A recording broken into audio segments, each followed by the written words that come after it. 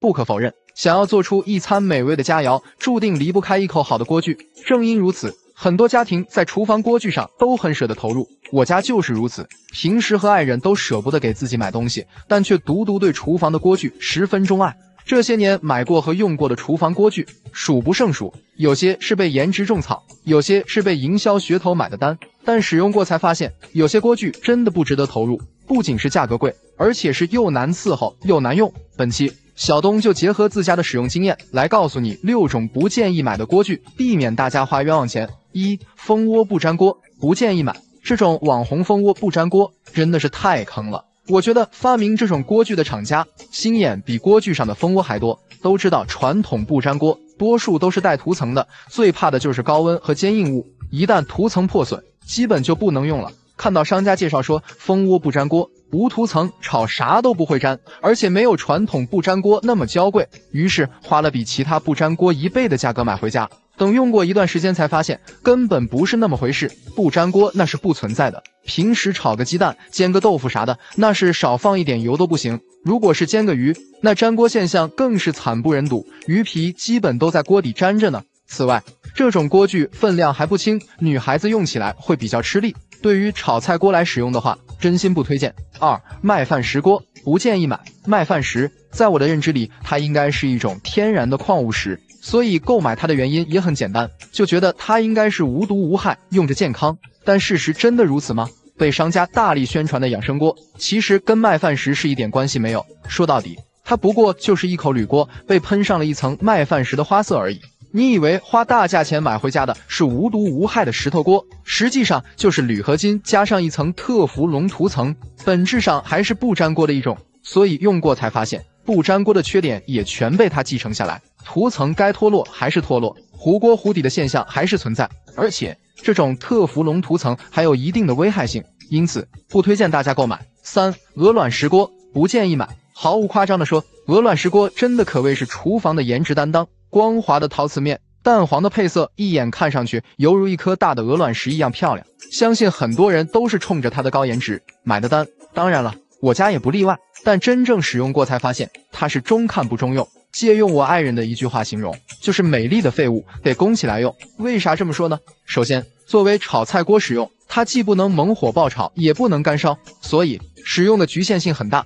就算用它偶尔炒个青菜，还会因为起锅时烫着手。另外，最无法忍受的还是这种锅具真的太容易脏，锅体下发黄发黑也就算了，连里面都是变黄的，维护保养太难了。如果你不想买回来给自己添堵，奉劝你别买。4. 雪平锅，不建议买。雪平锅又是一款被各大美食博主带火的网红锅具，被一群有利益瓜葛的人群说成是万能锅，更是有一锅到底的称号，说什么用它煎、炒、煮、炸，样样都行，拿它煮面连碗都省了，让你感觉家里不买它真的好像吃亏了一样。但实话实说，这种锅的特别就是轻薄、导热快，把它作为一个不锈钢的煮锅还是不错的，煮个面、热个牛奶啥的确实不在话下。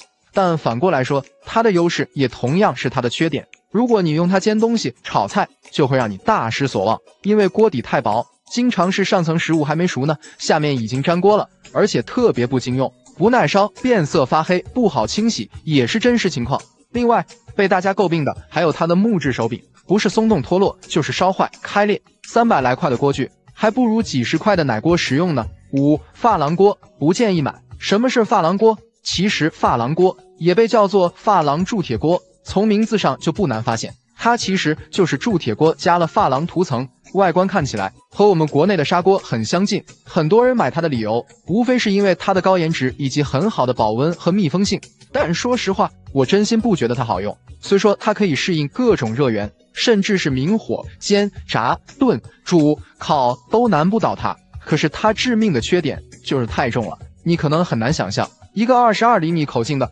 自身净重竟然接近10斤，如果再盛满食物的话，给家里的老人和女性使用，2只手端都会比较吃力。就这一个弊端，就让我对它很难产生好感，更别说还有锅底不好清洁、易被熏黑的这种通病了。所以真心不推荐大家买。6. 玻璃锅，不建议买。与其他锅具相比，玻璃锅优势是全身透明，颜值颇高，特别是喜欢美食的人群对它很难拒绝，因为在做饭的过程中，可以看到食材在锅子中的变化，会让人感觉很治愈、很满足。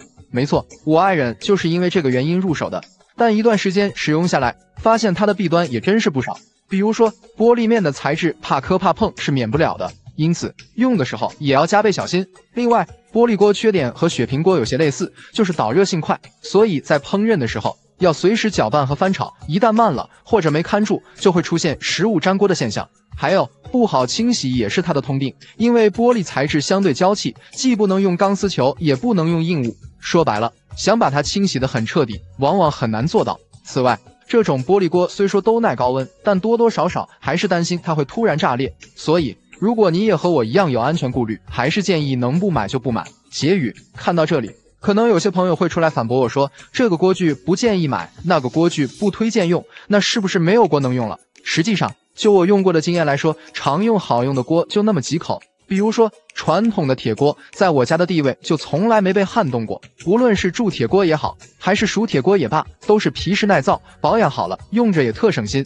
其次就是老一辈流传下来的砂锅，不仅价格便宜，而且重量又轻，煲汤炖肉样样都行，比起珐琅锅更适合国人使用。另外，电压力锅也是必须要有的，如果喜欢吃面食，还可以入手一个蒸锅，对于一般家庭基本就够用了。除此之外，真没必要花冤枉钱买一堆可有可无的锅具，使用率低不说，还堆在角落里吃灰占地方。有一说一，现在的国人都有厉行节俭的习惯，恨不得什么东西都要重复利用。不可否认，这种传统美德是好的，但是不知道你发现没有，时间久了，家里就会有各种堆积如山的杂物，不仅会影响家中的干净整洁度，还会让心情变得很糟糕。尤其是厨房这个区域，一些不起眼的小东西有可能会对你的生活和家人的健康带来很大的危害。本期小东就带各位做一次断舍离，把厨房里不该留的东西全部扔掉，绝非迷信，都是有所依据的。一、发霉变形的木筷子，相信大部分家庭的厨房筷笼里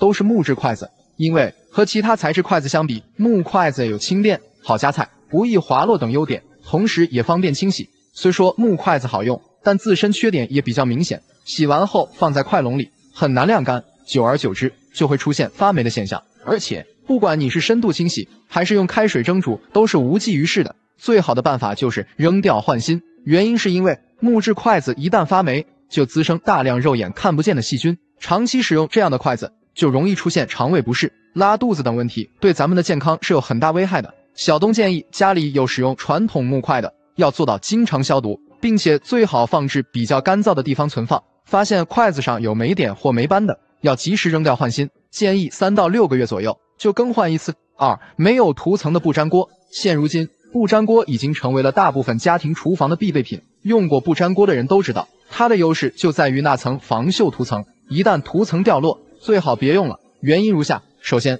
不粘锅的涂层脱落后，就容易导致不粘锅受热不均，最终的结果就是食物在烹饪的过程中出现黏糊的情况。其次，表面涂层掉了后，就会在炒菜的过程中日积月累各种油污，后期清洗起来也非常困难。另外，掉落的涂层在高温的作用下，还有可能污染到食物，有可能会危害到健康，得不偿失。因此，小东建议家里有掉了涂层的不粘锅，还是要尽快处理掉，不要心疼。另外，家里正在使用的不粘锅也要注意保护好涂层，尽量不要用金属锅铲以及铁刷清洗。3、长期冷冻的食物。都知道民以食为天，自从冰箱问世后，家家户户都会把家里的冰箱塞得满满的，以备不时之需。但是咱们都知道，冷冻过的食物虽然能吃，但并不代表好吃，这完全是两码事。特别是一些蔬菜类的，比如说生菜，冷冻后的口感就像塑料，根本也嚼不烂。还有煮熟的肉类，烹饪过程中水分会大量流失，所以解冻后口感会变得极差。